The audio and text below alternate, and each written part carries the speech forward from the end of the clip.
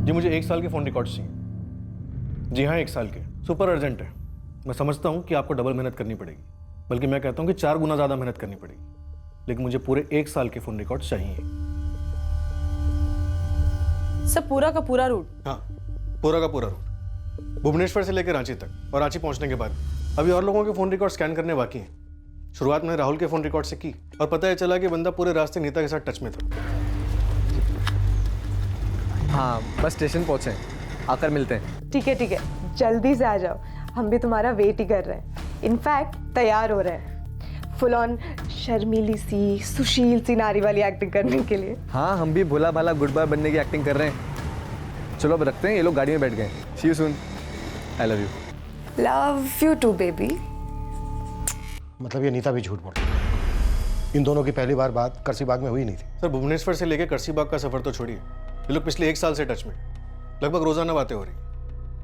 मैंने नीता के phone records भी चेक किए, इन लोगों का शायद कोई अफेयर चल रहा है। 2 लोगों के कत्ल की साजिश रची गई, 2 लोगों में होने वाली शादी की बात की साजिश रची गई। इन दोनों के बीच में कोई तीसरी साजिश की गई थी। हालांकि सिर्फ पहली साजिश सफल हुई, मनोहर चौधरी और उनके पोते राहुल चौधरी के कत्ल की साजिश। इसमें कोई डाउट नहीं, ये साजिश नीता से होने वाले रिश्ते से कहीं ना कहीं जुड़ी हुई थी। लेकिन इससे एक और बात उठती है कि शायद चौधरी परिवार को करसीबाग बुलाने में ही अपने आप में एक साजिश हो। मतलब हो सकता है कि उनको कत्ल करने के इरादे से ही बुलाया गया हो। यहां एक साजिश नहीं थी, एक से ज्यादा थी।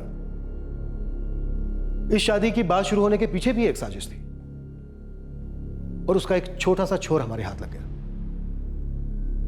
बस हम उस छोर की बाल की खाल निकालने में लग गए।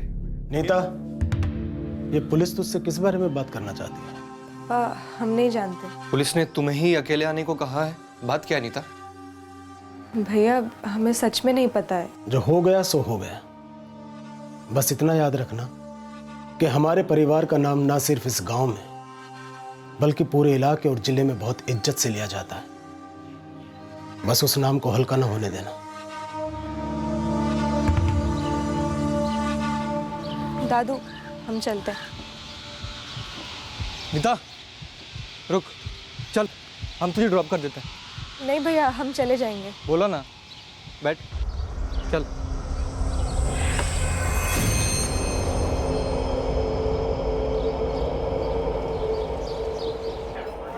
राम राम भैया। राम राम। बोलो, क्या हाथ लगा? अभी सिर्फ छुआ है, हाथ लगाना बाकी है। छुआ, देखा, सूंगा, जो भी है बोलना यार। राम कुमार नाम है लड़के का। क्या भैया? क्या इतने भी क्रेजी नहीं होते लड़की के पीछे? ये राम कुमार नीता चौहान के साथ कॉलेज में पढ़ता था। मतलब लव स्टोरी? वही तो कह रहे थे हम आपसे कि सिर्फ छुआ है। पूरी हिस्ट्री आप इस राम कुमार से ही जान लीजिए। कहाँ मिलेगा ये राम कुमार? यहीं रांची में रहता है, मिलकर राम राम कराइए। झूठ? हमने कौन सा झूठ बोला है सर? सच जानकर सच ना बताना, वो भी झूठी होता है नीता। किस सच की बात कर रहे हैं आप सर? उस सच का नाम है राहुल चौधरी। ये कोई पहली बार नहीं था जब तुम और राहुल मिल रहे थे। हाँ सर, तो हमने कहा तो था आपसे कि हम बचपन में रिश्तेदारों की शादियों में मिलते थे, और फिर बड़े होने के बाद 1 साल पहले किसी दूसरे रिश्तेदार की शादी में मिले। नीता, नीता, करसीबाग की कचौरी। राहुल, भुवनेश्वर की चमचम। है, वाह, बड़ी हो गई हो। तुम तो अभी भी हाफ पैंट में हो, नाक बहरी है, चबी चबी गाल है, क्यों?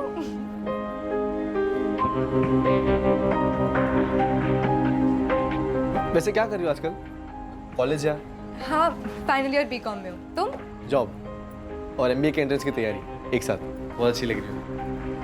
Thank you. अरे नीता, हमने बताया था सर आपको कि इससे पहले हमारी मुलाकात हुई थी, लेकिन इस बार ढंग से बातें हुई। ये ढंग से बातें ना तुम्हारी पूरे 1 साल से हो रही थी। ये रहे तुम्हारे और राहुल के फोन रिकॉर्ड्स।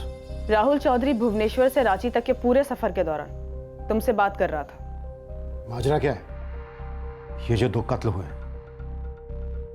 हमें शक है कि किसी बाहर वाले ने घर के अंदर दाखिला लिया, और हमें यह भी शक है कि उसे दाखिला किसी अंदर वाले ने दिया है। मैं समझी नहीं। राहुल चौधरी और तुम्हारी शादी की बात कोई अचानक से उठी बात तो थी नहीं, जो तुम लोग अभी तक बोलते आए हो। ऐसा क्यों बोला जा रहा है ये हम नहीं जानते। हम ये जरूर जानते हैं कि तुम ये जानती हो, जो हमें बता नहीं रही हो।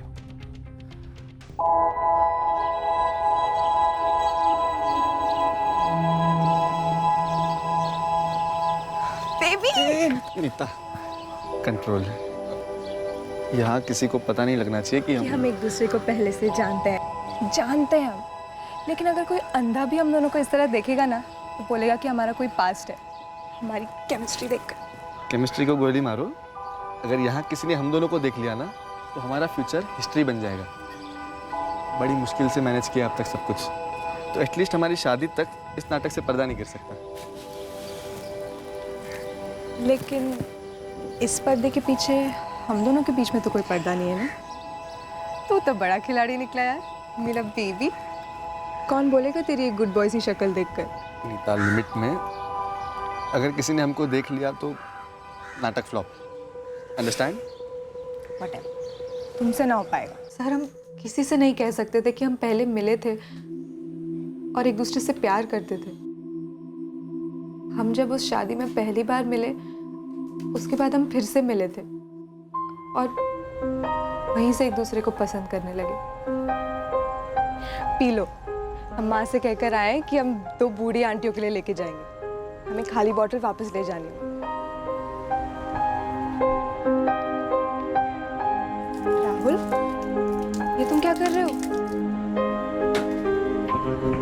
ये वाली ना खत्म हो गई, अब हमें एक में से ही पीना पड़ेगा।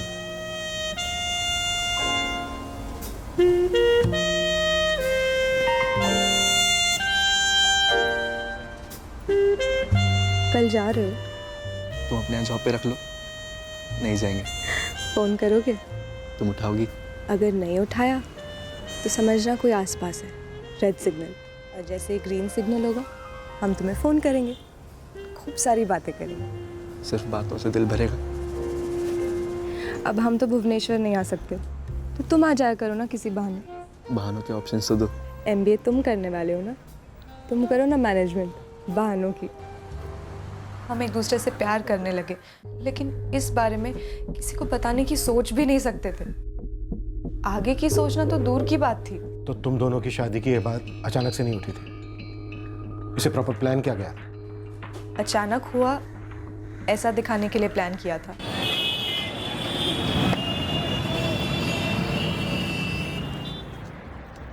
रामकुमार जी, आप सुनील हैं? आप है कौन और आप मेरा पीछा क्यों कर रहे हैं? मुझे तुमसे कुछ जानना है। मुझसे क्या जानना है? नीता चौहान के बारे में। नीता चौहान? करसी बाग वाले ब्रजनाथ चौहान की पोती, राकेश चौहान की बेटी, तुम्हारे साथ कॉलेज में पढ़ती थी, एक ही क्लास में थे ना दोनों, और सुना है तुम दोनों की अच्छी दोस्ती थी। हाँ, तो उसके बारे में आप मुझसे क्या जानना चाहते हैं? तुम्हारे दोस्त नीता चौहान की होने वाली थी शादी किसी राहुल चौधरी के साथ। भुवनेश्वर के थे वो लोग, लेकिन राहुल चौधरी और उसके दादा मनोहर चौधरी का कत्ल हो गया। क्या? कौन कर सकता है ये? कोई घायल आशिक था कॉलेज में, नीता जिसकी हो ना पाई। यहाँ पापा ने हमें लड़कों की फोटोग्राफ्स दिखाना शुरू कर दिया, और वहाँ भुवनेश्वर में राहुल के पेरेंट्स उस पर शादी का प्रेशर डाल रहे थे। हमें समझ ही नहीं आ रहा था सर, हम इतने परेशान थे कि करें तो क्या करें। ऐसी धमकियां तुमसे तगड़ी हम दे सकते हैं। हमको तुम अबला नारी तो ना ही समझो। हमारे पापा ने भी हमारे लिए US वाला लड़का देख रखा है। एक काम करते हैं, हम उसे हाँ कह देते हैं। यार नीता, तुम तो सीरियस हो गई। हम मजाक कर रहे थे। देखो, यहाँ पापा ने हमको भी 3-3 लड़कियां दिखा रखी हैं। तुम्हें लगता है हम तुमको छोड़ के किसी और लड़की के बारे में सोचेंगे? फिर आगे से ऐसी बात कभी मत करना, हमको रोना आ जाता है। अच्छा, चलो अब मुद्दे की बात पर आते हैं। तुमने कुछ सोचा? अगर हम घर पर कुछ भी कहेंगे ना तो समझ लो दादू और पापा तो वॉर डिक्लेयर कर देंगे। तुमने कुछ सोचा? हमने तो काफी कुछ सोचा है, मगर हमारी रिश्तेदारी भी तो है। अगर हमने कुछ कहा और उन्होंने हमारा रिश्ता परमानेंटली कैंसिल कर दिया तो? उन्हें जो करना है वो करे, लेकिन एक बात याद रखना, अगर हमारी शादी तुमसे नहीं हुई ना राहुल, हम सच कह रहे हैं, हम मर जाएंगे। ये क्या मरने वरने की बात लगा रखी है? अच्छा, हम कुछ सोचते हैं। राहुल ने पूरा प्लान बनाया था और सब कुछ सही जा रहा था, सब ठीक से हो रहा था। 1 साल? पूरा 1 साल से? हाँ दादू। अरे मंजू के बिटिया लक्ष्मी के शादी में पिछला साल गए थे ना, उसके बाद तो करसी बाग जाना हुआ ही नहीं। दादू फोन पे बात करते थे, वीडियो चैट करते थे। ना नीता के घर वालों को इसका पता चला और ना यहाँ। बाप बेटा। आप हमको दाद दे रहे हो कि हमारी फिरकी ले रहे हो? अरे फिरकी का हमारी तो धज्जियां उड़ जाएंगी जब ब्रिजनाथ जी को पता चलेगा कि हमारा पोता राहुल उनकी पोती को दिल दे बैठा है। वो भी हमसे प्यार करती है, बहुत प्यार करती है हमसे। ब्रिजनाथ जी और उसके घर वाले नहीं ना मानेंगे, ऊपर से हमारी रिश्तेदारी, समझ रहे हो ना प्रॉब्लम? हमें अभी प्रॉब्लम सुनने नहीं है, प्रॉब्लम का सोल्यूशन जानने हैं। तुम चाहते क्या हो? हमारी लाइफ बचा लो। यहाँ मम्मी पापा हमारी सेटिंग किसी पूजा नाम की लड़की के साथ करा रहे हैं, वहाँ उस नीता का बाप उसकी फील्डिंग किसी यूएस वाले लड़के के साथ करा रहा है। ये बाप बाप क्या लगा रखा है?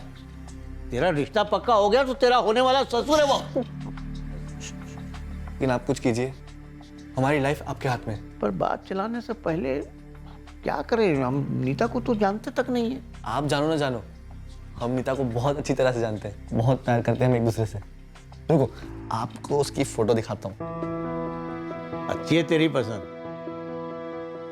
और अब जमेगी जोड़ी। सोचते हैं क्या करना चाहिए। नहीं दादू, सोचने का टाइम ही नहीं है। आप जल्दी से फोन उठाइए, लगाइए ब्रिजनाथ जी को फोन। फोन तो हम कर देंगे, लेकिन बोलेंगे का? कुछ सीन तो बनाना पड़ेगा ना। तो बनाते हैं सीन। आप पहले तो ऐसे ही हाय लोग कुछ भी इधर उधर की बातें कर देना, हालचाल पूछ लेना, फिर सीधा नीता का टॉपिक निकाल लीजिए। अचानक से कह दीजिए कि आपके मन में ख्याल आया कि राहुल और नीता की जोड़ी कैसी रहेगी। राहुल के दादा दादी हमारे घर भी आ गए थे और फिर पता नहीं अचानक ये सब क्या हो गया। तो तुमने और राहुल ने अपना किरदार निभाया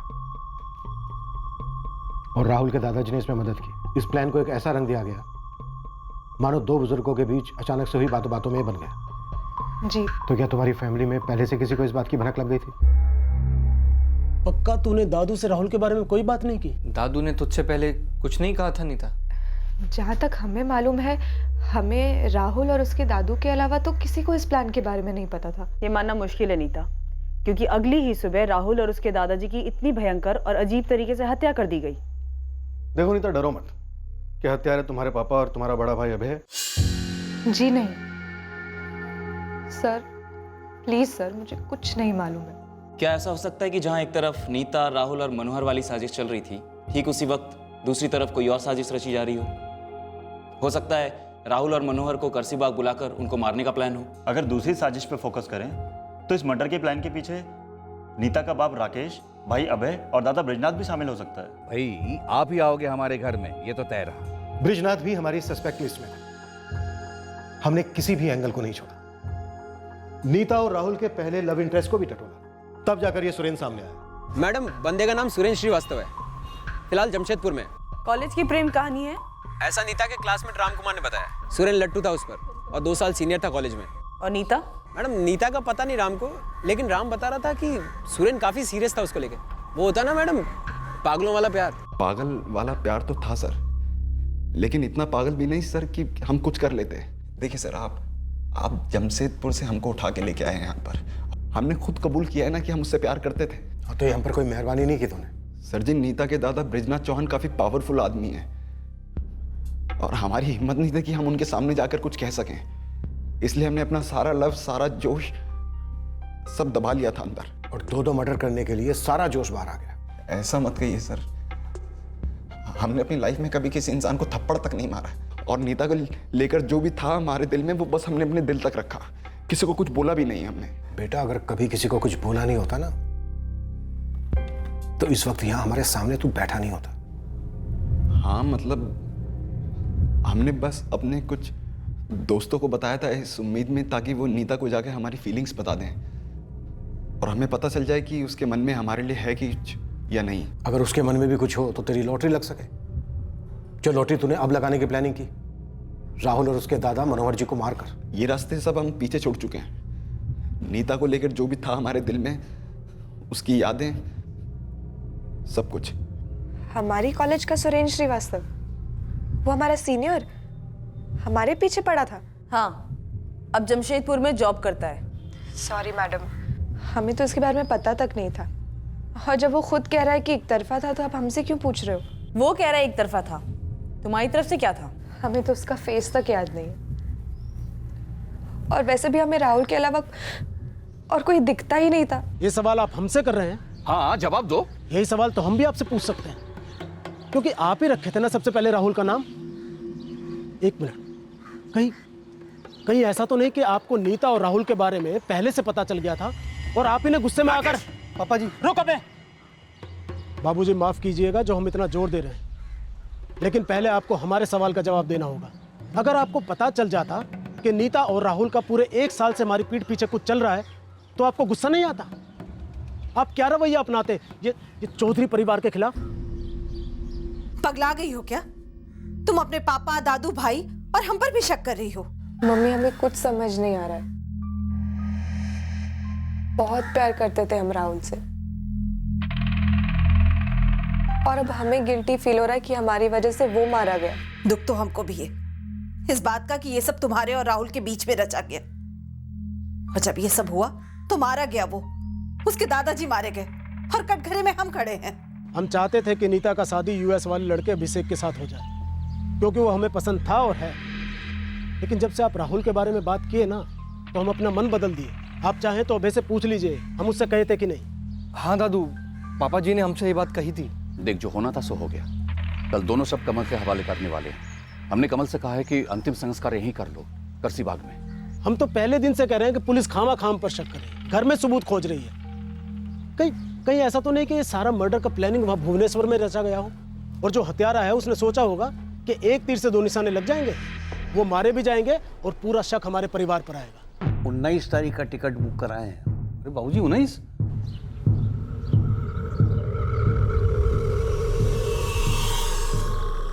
तुम्हारा मतलब है कि कमल? हो सकता है कमल ने अपने पिता से तंग आकर उनकी सुपारी दे दी और राहुल बेवजह मारा गया। और अगर राहुल जिंदा रहता ना तो कातिलों के लिए मुश्किल होती, इसलिए उसे भी मार दिया। और वैसे भी एक फैमिली में बाप बेटे का एक दूसरे को मरवाना कोई बहुत बड़ी बात नहीं है बाबूजी। ब्रिजनाथ जी कह रहे हैं अंतिम संस्कार यहीं कर दो। मेरे बाबूजी और राहुल यहाँ आए थे राहुल की जिंदगी की एक नई शुरुआत करने, और यहाँ तो सरिता जी ने सब कुछ हमें बता दिया कि कैसे राहुल और नीता ने मिलकर ये प्लान बनाया था और बाबूजी ने उनका साथ दिया। हमें भी तो अभी पता चला है विद्या। दुख हो रहा है, राहुल ने इतनी बड़ी बात हम दोनों से छुपाई।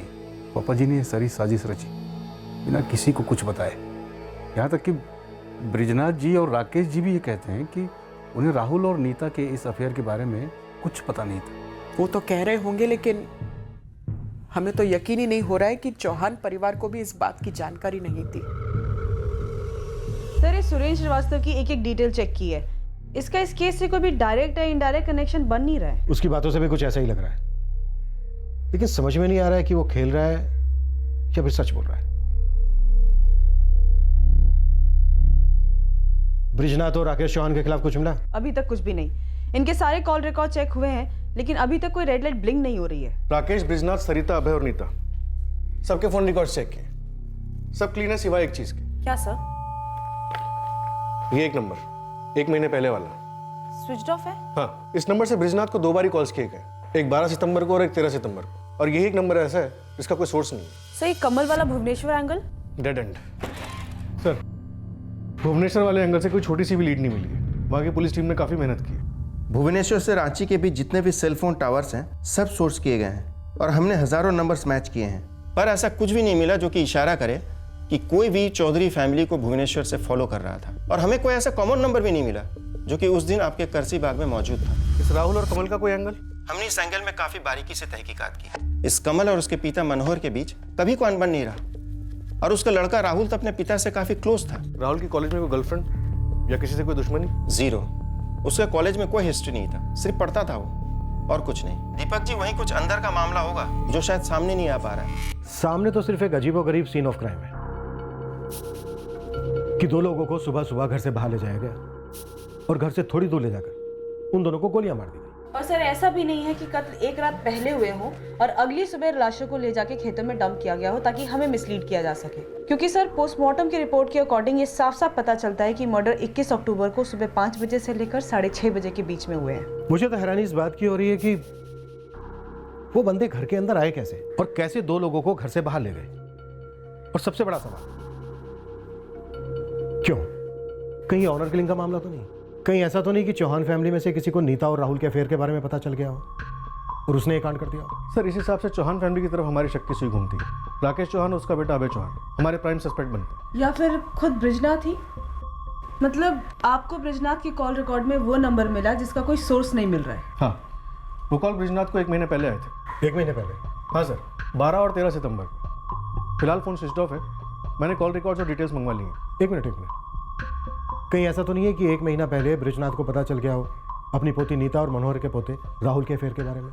मतलब उसने नीता को फ़ोन पर बात करते सुन लिया हो या फिर नीता के फ़ोन में SMS देख लिया हो? या फिर सर इस बारे में खुद नीता को भी कुछ ना पता हो, क्योंकि अभी तक तो बार बार वो यही बोलती आई है कि उसने इस बारे में किसी को कुछ नहीं बताया। नीता की बात पर भरोसा नहीं किया जा सकता। फ़ोन रिकॉर्ड्स आने से पहले तक वो सच्चाई छुपा रही थी, बातों को गोल गोल घुमा रही थी। कहीं ऐसा तो नहीं है कि जिस तरह से राहुल ने अपने दादा मनोहर जी के सामने अपनी लव स्टोरी का खुलासा कर दिया था, नीता ने भी अपने दादा ब्रिजनाथ के सामने खुलासा कर दिया हो? सर हो सकता है ब्रिजनाथ को राहुल से तब से ही आपत्ति रही और उन्होंने राहुल और नीता की लव स्टोरी को दी एंड करने का प्लान बना लिया, जिसके लिए राहुल को रास्ते से हटाना जरूरी था। और कोइंसिडेंटली राहुल ने अपने दादा मनोहर के जरिए शादी की बात चलाई। और यहाँ ब्रिजनाथ ने सोचा कि राहुल का भुवनेश्वर में ही मर्डर कर दिया जाए, लेकिन उससे पहले मनोहर ने सामने से फोन कर दिया। सर हो सकता है कि टारगेट राहुल रहा हो और उसके दादा मनोहर कोलैटरल डैमेज बने। अगर इस थ्योरी के हिसाब से चलें तो फिर कत्ल की प्लानिंग 1 महीना पहले ही हो चुकी थी। दीपक, ब्रिजनाथ के फोन रिकॉर्ड से जो सस्पिशियस नंबर मिला है उसे अच्छी तरह से खंगालो।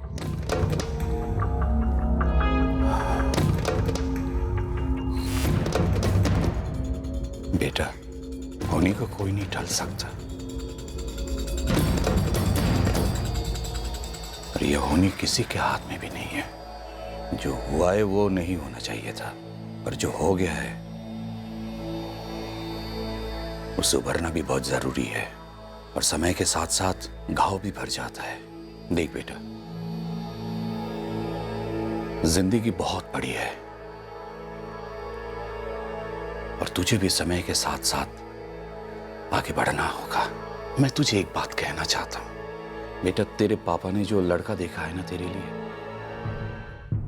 अभिषेक, यूएसए वाला, वो बहुत अच्छा लड़का है। इतनी जल्दी सोचने की कोई जरूरत नहीं है, लेकिन जल्दी सोचेंगे तो ये घाव जल्दी भर जाएंगे।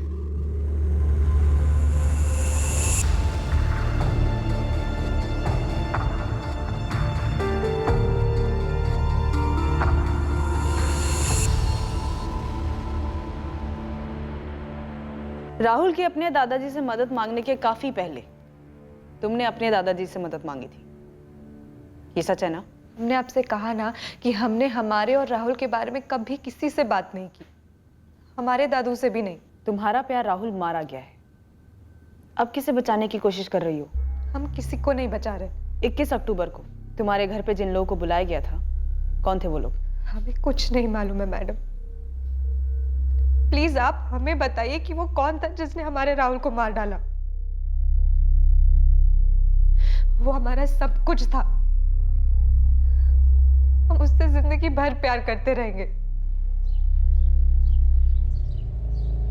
बेटा, समझ ही नहीं आ रहा है कि किस मुंह से माफी मांगूं। तुम्हारे पिताजी और बेटा हमारे मेहमान थे, शादी की बात चल रही थी और हमारे ही घर में ये हादसा हो गया। हमें दोषी ना मानिए कमल जी, पुलिस और कुछ गांव वाले हम पर उंगलियां उठा रहे हैं, तरह तरह की बातें कर रहे हैं, लेकिन यकीन जानिए सच नहीं है। जितना दुख आपको है उतना ही खेद हमें भी है।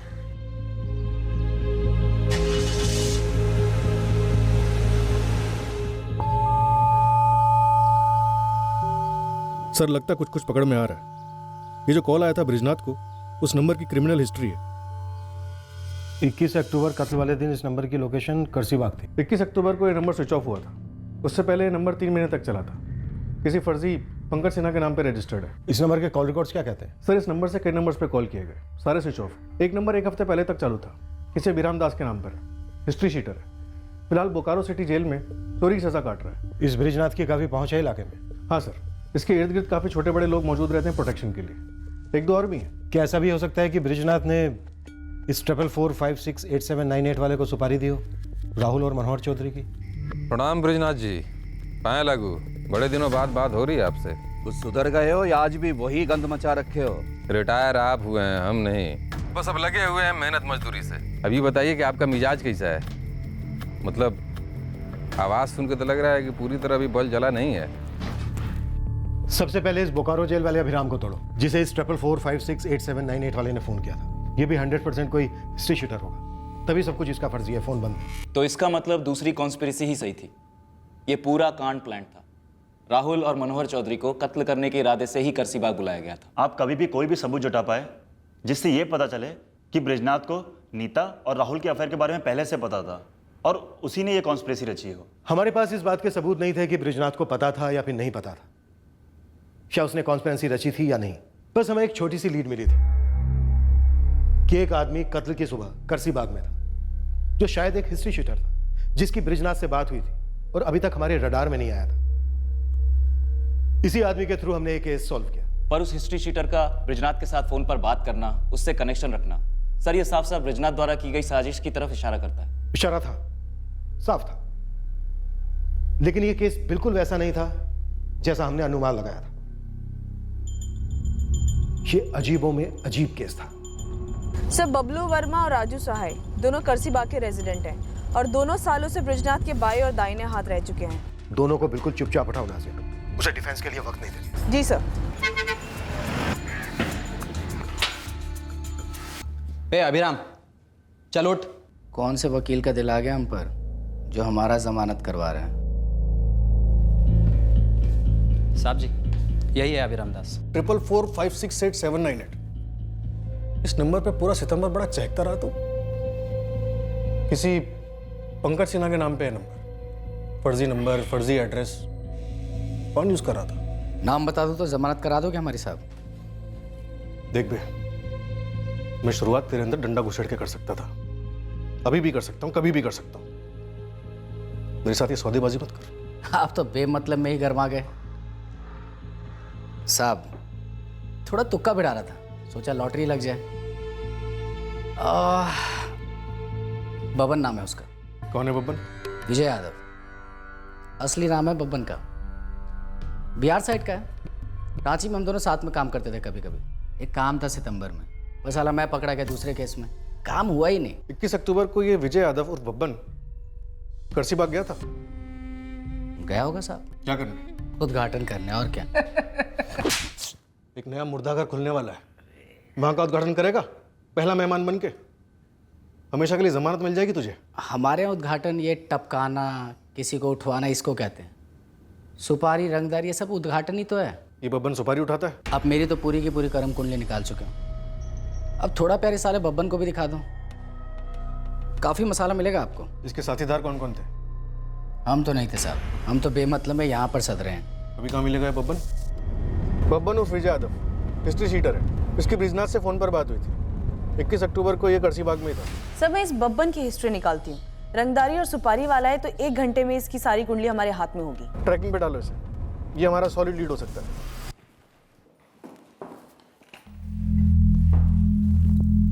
बबलू यादव, राजू साहब, तुम दोनों सालों से बृजनाथ चौहान के दाएं बाएं हाथ हो। हम उनके लिए काम करते हैं सर जी। उन्होंने हमारे सर पर अपना हाथ रखकर हमें ऊंचा उठाया है साहब। भले आदमी है बृजनाथ जी। कितने भले आदमी हैं? मतलब उनकी भलाई तोली जा सकती है? आधा किलो, 1 किलो? ये आप क्या बोल रहे हैं सर? आधा मर्डर, 1 मर्डर, 2 मर्डर? 2 मर्डर की हैसियत है तुम्हारे इस भले आदमी की। आप कैसी बात कर रहे हैं? भुवनेश्वर के मनोहर चौधरी और उसके पोते राहुल चौधरी, इन दोनों का मर्डर करवाया तुम्हारे इस भले आदमी ने। वो तो उनके घर आए हुए मेहमान थे साहब।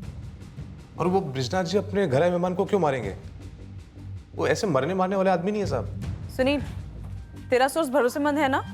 99% मैडम, पर हाँ 1% का रिस्क है। इंसान जो ठहरा। शाम का टाइम बोल। मीटिंग 5 बजे की फिक्स की है। गोमती में कोई सेटिंग है बब्बन की। लास्ट खबर तो यही है। और कुछ? मैडम खबर नहीं है, सलाह दूं? जल्दी। मैडम अगर गोमती जाना हो तो केशवपुर से निकलिएगा। मेरी सलाह ये है कि केशवपुर की कच्ची सड़कों पर आप पक्की फील्डिंग जमा लें, आपका काम और भी आसान हो जाएगा। बब्बन सीधा गोद में गिरेगा। सर ये बब्बन पक्का इन्वॉल्व है। बस बिछा दो जाल इस साले बब्बन के लिए। अगर खबर पक्की है तो समझो ये केस हमारे हाथ में आ गया। इस बब्बन और बृजनाथ का कनेक्शन मजबूत है। 21 अक्टूबर को अगर ये बब्बन करसीबाग में ही था तो फिर ये दोनों कत्ल भी इसी ने किए।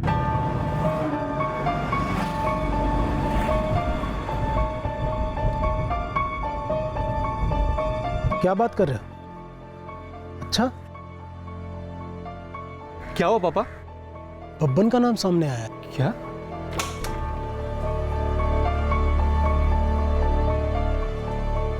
क्या हुआ? बड़े परेशान लग रहे आप। फोन आया था करसीबाग पुलिस स्टेशन से। कातिल मिले? नाम सामने आए हैं। किसने करवाया? किसी हत्यारे बबन का नाम सामने आ रहा है जो ब्रिजनाथ जी के पहचान का है। क्या?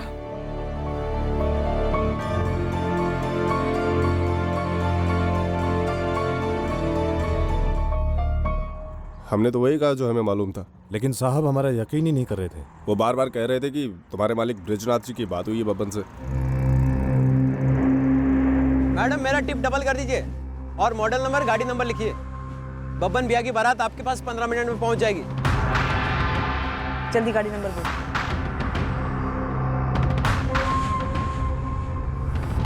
बेटा तनी चाप के एक्सीलेटर पे पैर रखो तो शाम तक गुमती पहुंचना मालूम है ना। अब बब्बन हमारा टारगेट था जो इस डबल मर्डर के पीछे था। ब्रिजनाथ के फोन रिकॉर्ड में एक रैंडम फोन कॉल जो कि मर्डर के बाद स्विच ऑफ आ रहा है। एक कॉल ने पूरा केस क्रैक करवा दिया। हाँ, लेकिन मर्डर का जो मोटिव सामने आया दरअसल वो सबसे बड़ा शॉकर था।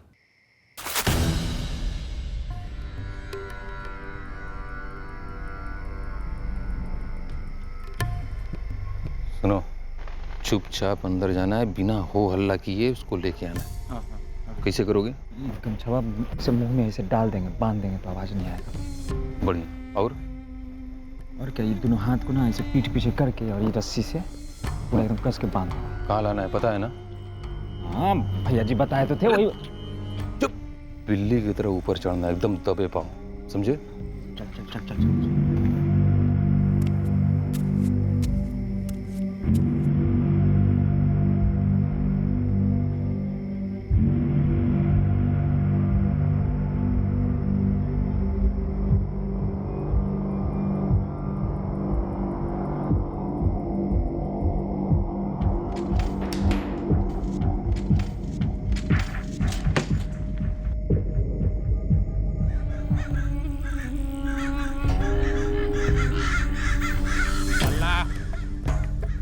सुला देंगे यहीं पर, समझा?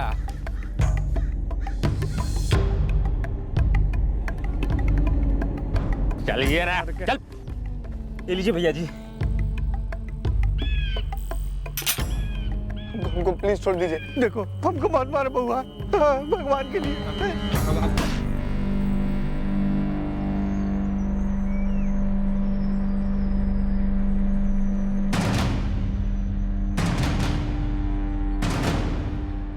सर गाड़ी आ गई। ठीक है, पोजीशन ले लो और अगर नहीं रोके तो टायर पे फायर करना।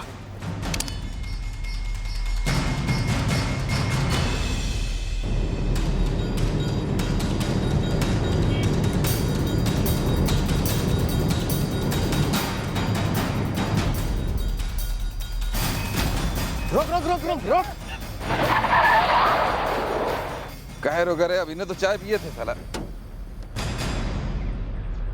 बब्बन उर्फ विजय यादव ना, गन निकालने की कोशिश भी मत करना, नहीं तो यहीं इतना लोहा दाग देंगे ना अंदर, सीधा नरक लोक निकल जाओगे, वो भी बिना टिकट के। क्वेश्चनिंग शुरू नहीं किए सर।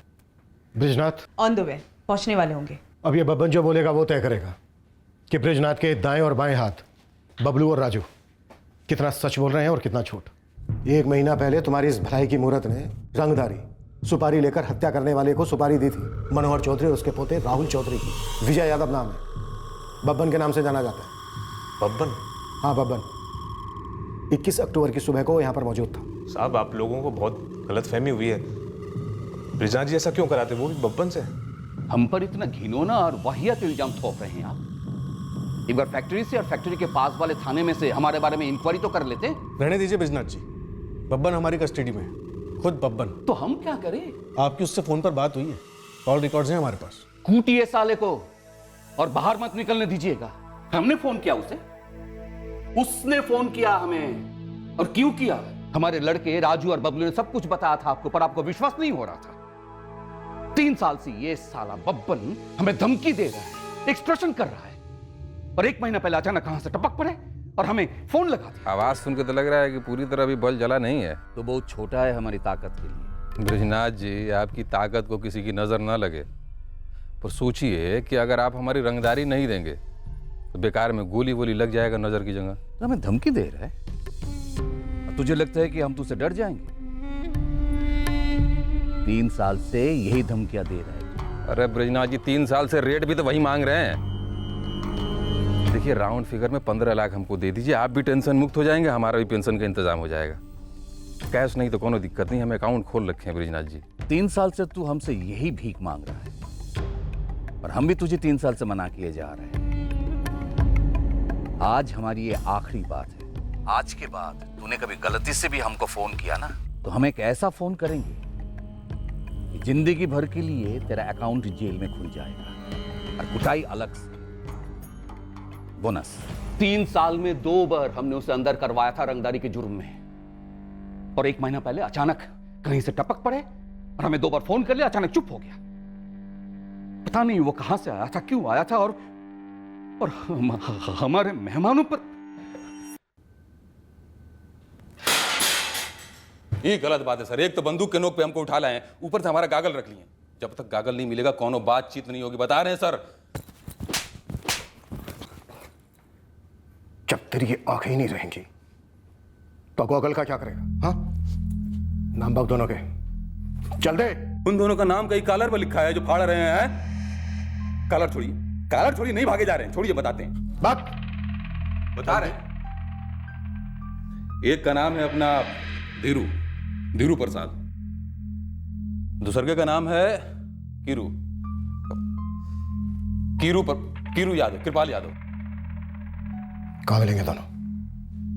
कहाँ मिलेंगे दोनों? एड्रेस थोड़ा मुश्किल है, नक्शा बना दें।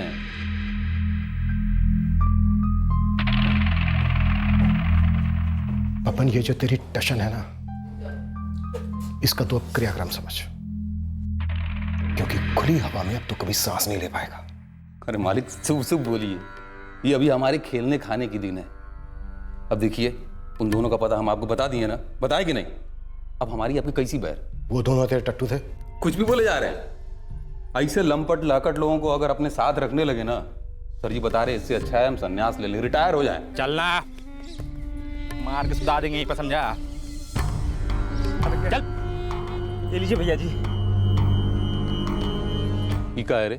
जैसे ही बुढ़वा को धरे ना, तो ये लड़को उठ गया, तो इसको भी उठा लिया। और का पोता बता होगा, पोते हो ना जी, पीछे छोड़ते तो गवाही नहीं देता भैया जी। हम इसको नहीं पूछ रहे हैं, ये कौन है? हैं? ये ब्रिजनाथ चौहान नहीं है क्या? ना, ब्रिजनाथ चौहान है। अरे बताओ कौन हो, बोलो ना, भैया को नाम बताओ। हम मनोहर चौधरी हैं। ये लोंडा? ये हमारा पोता है, राहुल चौधरी। अरे तो जब उठा रहे थे तो बोला नहीं जा रहा था, मुंह में रसगुल्ला डाले हुए थे। ब्रिजनाथ जी के यहाँ तो हम अपना पोता के ब्याह के लिए आए थे भुवनेश्वर से, अब तो यहाँ के हैं भी नहीं। भैया जी, गलत आदमी और उसका पतवा को उठा लिया। तब साला एकदम देख रहे हैं गलत आदमी उठा लियो। आने वक्त में नाम पूछना, आपको तो पता है मिस्टेक हो गया भैया जी। मिस्टेक नहीं साले, बहुत बड़ मिस्टेक हुआ है। क्या करे रे मिस्टेक का, बताएं क्या करें? हमको जाए दो बेटा, जाए दो ना। हम आपको जानते हैं ना, आप हमको जानते हो। हमको प्लीज जाने दो, हम प्रॉमिस करते हैं हम किसी को कुछ नहीं बताएंगे। भैया जी, एक फोटो ब्रिजनाथ का भेज देते मोबाइल पे, हम हमेशा। और चप्पल साला मुंह लाल कर देंगे तुम्हारा। ये सब सोचने का टाइम नहीं है अभी। ये सोचो कि इसका करेगा। हमको प्लीज छोड़ दीजिए। देखो हमको मत मारो बहुआ, भगवान बता रहे हैं सरकार, ये मिस्टेक हो गया हमसे, कोई इरादा नहीं था हमारा, खाली मिस्टेक हो गया। तो तू करसी गांव से गुजर रहा था ऐसे ही आए बाय, और तूने सोचा कि ब्रिजनाथ को टपका दूं? अरे नहीं, वो हम उतरे थे खाना खाने के लिए ढाबे पे, पेट में चूहा दौड़ा था और दिमाग में कीड़ा। दिमाग का कीड़ा बोला कि ब्रिजनाथ तुमको 3 साल से मात दिया जा रहा है, हमारे रंगदारी का तमाशा बना के रख दिया था। इसीलिए सोचे सरकार कि इसको इस बार किस्सा ही खत्म कर देते हैं। इसीलिए बुढ़वा को उठाएं कि ओका लड़का राकेश फिर हमको रंगदारी देते वक्त कभी हीरो ना बने। बस ये सब सोच के हम प्लान बनाए थे, वैसा कोई इरादा नहीं था हमारा। अरे सब तो बता दिया, अब काहे मार रहे हैं? मिस्टेक हमसे भी हो जाता है कभी कभी, जो तेरे जैसे बेरहम क्रिमिनल जानवरों की बेल हो जाती है। लेकिन इस बार नहीं, तू जेल के अंदर ही मरेगा, ये मेरा वादा है तुझसे।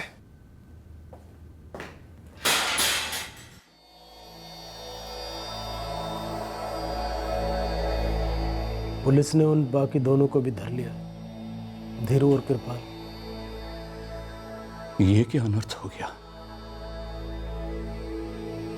मनोहर जी और राहुल का इन सब से दूर दूर तक कोई रिश्ता नहीं था, फिर भी कितने बेरहमी से मारा इस बब्बन ने।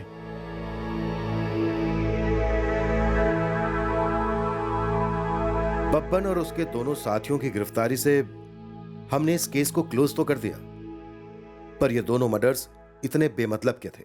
सर, जब आपने दूसरे पुलिस स्टेशंस में बब्बन की हिस्ट्री चेक की तो क्या आपको उसके खिलाफ रंगदारी की कंप्लेंट्स मिली? काफी रंगदारी के केसेस थे उसके खिलाफ। ये बब्बन जैसे नामचीन क्रिमिनल्स, रिपीट ऑफेंडर, क्या हम इन पे परमानेंट लगाम नहीं लगा सकते? इनको जेल में नहीं रख सकते? करेक्ट। Broken window theory. अगर बब्बन बाहर नहीं होता, जेल के अंदर होता, तो ब्रिजनाथ पर अटेम्प्ट होता ही नहीं, मिस्टेकन आइडेंटिटी होती ही नहीं, ये डबल मर्डर होता ही नहीं। बात तो सही है, हार्ड एंड क्रिमिनल्स और क्राइम, इन पर लगाम लगाना हम लोगों की ड्यूटी है। सर, एक ऐसा सिस्टम होना चाहिए जिससे बेल पर बाहर इन हिस्ट्री शीटर्स पर कड़ी निगरानी रखा जा सके, और अगर क्राइम रिपीट हो तो इन पर एक्स्ट्रा चार्जशीट लगनी चाहिए। सर, इनको सोसाइटी से दूर रखना चाहिए। काफी स्कोप है सुधार के। स्कोप इसलिए कह रहा हूं क्योंकि कई सारी चीजें होनी बाकी हैं जो होनी चाहिए थी, लेकिन जैसे जैसे हम आगे बढ़ते हैं फ्यूचर के स्कोप पर फोकस कर सकते हैं, जैसा कि हम इस केस में कर रहे हैं। ऐसी तगड़ी चार्जशीट पेश करेंगे कोर्ट में इस बब्बन के खिलाफ कि वो इस तरह का क्राइम करना तो दूर, करने के बारे में कभी सोच भी ना सके। होपफुली उसके जैसे क्रिमिनल्स के लिए एक स्ट्रिक्ट वार्निंग हो। बब्बन और उसके दोनों साथीदार धीरू और कृपाल पर आईपीसी की धारा 302 के तहत कत्ल के लिए और आर्म्स एक्ट के चार्जेस लगाए गए हैं। तीनों इस वक्त जुडिशियल कस्टडी में हैं। फिर मुलाकात होगी अगले एपिसोड में एक और चौंका देने वाले केस के साथ।